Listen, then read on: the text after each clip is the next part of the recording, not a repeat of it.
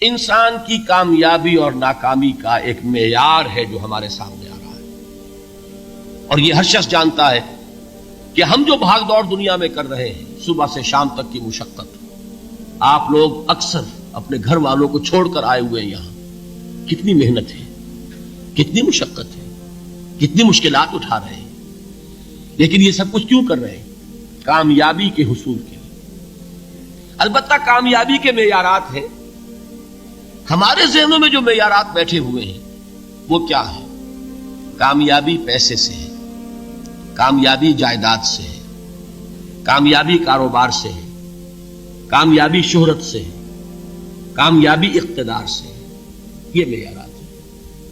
جو جتنا دولت مند اتنا کامیاب، جو جتنا مشہور اتنا کامیاب، جو جتنا پاپولر اتنا کامیاب، جو حکومت پر پہنچ گیا کامیاب، جس نے بڑا کاروبار جما لیا کامیاب، جس نے بہت جائیداد بنا لی کامیاب۔ یہی ہے اصل میں ساری بس کی گانٹھ۔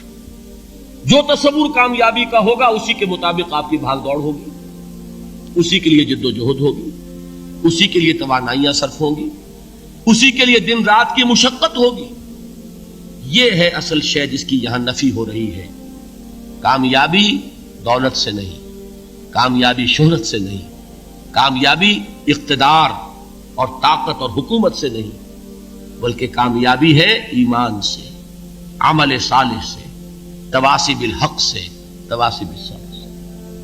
آپ غور کیجئے اس نقطہ نظر کا، اس ایٹیچیوڈ کا، یہ جو مینٹل ایٹیچیوڈ ہے، اس کا بدل جانا ہی انسانی شخصیت کے اندر انقلاب برپا کرے گا۔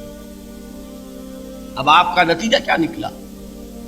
اگر تو دولت سے کامیابی ہوتی تو قارون بہت کامیاب تھا، اگر حکومت سے کامیابی ہوتی تو فرعون اور نمرود بہت کامیاب تھے۔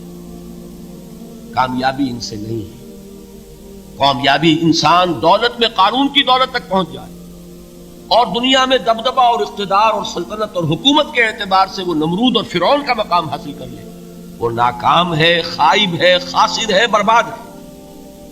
اور ابو ذر غفاری کامیاب ہے، چاہے ان کے پاس کچھ نہیں تھا، جھونپڑی تک نہیں تھی، کوئی گھر نہیں تھا۔ حضور نے فرمایا ہے اللہ کے کچھ بندے ایسے ہوتے ہیں جو کسی محفل میں جانا چاہیں تو انہیں اجازت نہ ملے، جو کہیں اگر رشتہ کرنا چاہیں کوئی ان سے رشتہ کرنے کو تیار نہ، کہیں کوئی سفارش کرنا چاہے تو ان کی کوئی بات ہی نہ سنے۔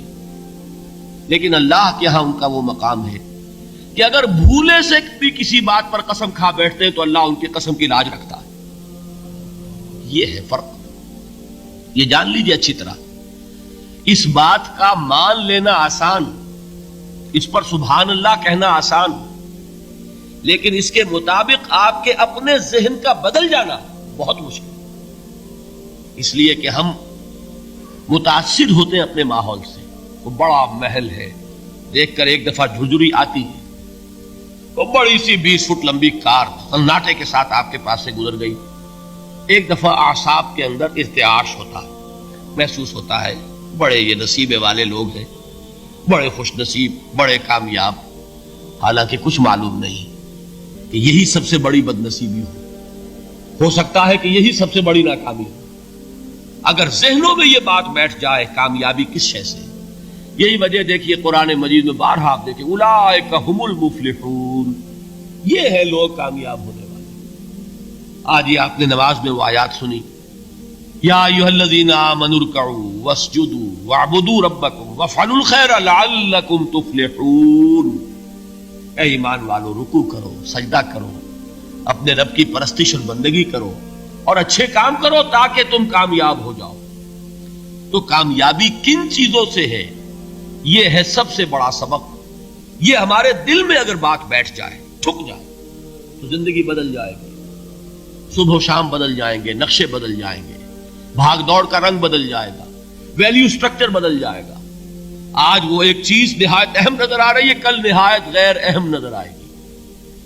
جیسے کہ حضور کی حدیث ہے مالی وللدنیا، مجھے تمہاری اس دنیا سے کیا سروکار ہے، انما مثلی کراکب استظل تحت شجرۃ ثم راح فترکھا، میری مثال تو اس سوار کی سی ہے جو تھوڑی دیر کے لیے ایک درخت کے سائے میں ٹھہرتا ہے سستانے کے لیے، پھر وہ اپنا راستہ لیتا ہے، اسے اس درخت سے مستقل تعلق اس کا نہیں ہے، وہ اس کا گھر نہیں، وہ اس کی منزل نہیں۔ اسی طرح یہ دنیا میرا گھر نہیں ہے۔ اب دیکھیے ہم کہتے ہیں انا للہ و انا الیہ راجعون، ہم تو مسافر ہیں، ہم اللہ کے پاس سے آئے، اللہ کی طرف ہمیں لوٹ جانا ہے۔ کن فی الدنیا کانک غریب و عابر سبیل، حضور فرماتے ہیں دنیا میں ایسے رہو جیسے کہ تم اجنبی ہو یا راہ چلتے مسافر۔ لیکن یہ طرز عمل کب ہوگا؟ جبکہ یہ آیت ہمارے ذہنوں کے اندر بیٹھ گئی ہو، والعصر ان الانسان لفی خسر الا الذین آمنوا وعملوا الصالحات وتواصوا بالحق وتواصوا بالصبر۔ یہ ہے اصل بات جو میں نے عرض کیا تھا کہ میں بتاؤں گا صحابہ کیوں ایک دوسرے کو یاد دلاتے تھے۔ اس لیے کہ دیکھیے جیسے برف باری اگر ہو رہی ہو، آپ باہر نکلیں گے تو برف آپ کے کپڑوں پر جم جاتی ہے نا، تو آپ جھٹکتے ہیں کپڑوں کو تاکہ برف ہٹ جائے۔ ہمارے ایمان پر اس دنیا میں رہتے ہوئے جب ہم متاثر ہوتے ہیں ماحول سے تو گردہ آ جاتا ہے، برف پڑ جاتی ہے، اس کو جھٹکتے رہنے کی ضرورت ہے۔